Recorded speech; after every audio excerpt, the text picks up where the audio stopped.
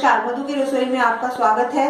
और 26 जनवरी के अवसर पर हम तिरंगा पास्ता बनाने जा रहे हैं। सबसे पहले हम पास्ता उबाल लेंगे। उसके लिए हम पानी डालेंगे, तेल भी डाल लेंगे 2 चम्मच, क्योंकि ताकि वो चिपके ना। 1 चम्मच नमक डाल देंगे। गरम हो चुका है, इसमें हम तिरंगा पास्ता डाल देंगे।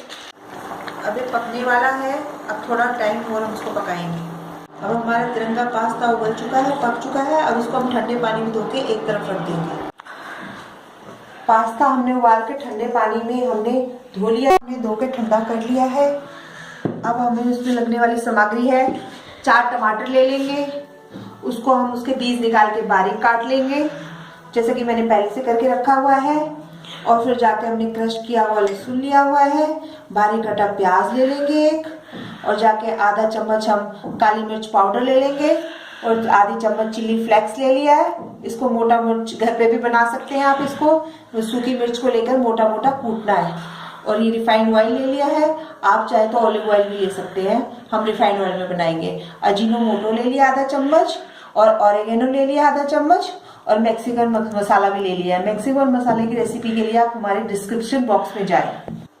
सबसे पहले हम कढ़ाई रखेंगे और उसमें हमने 2 चम्मच तेल डाल देंगे। क्रश किया हुआ लहसुन डाल देंगे, हम इसको अच्छे से भून लेंगे। प्याज डालेंगे, उसको भी हम अच्छे से भून लेंगे।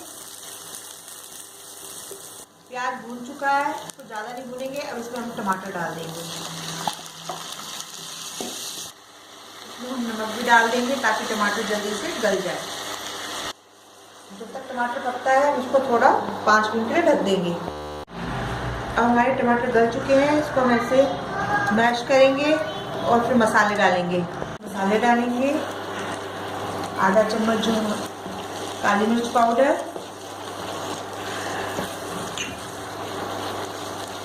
आधा चम्मच ऑरिगेनो,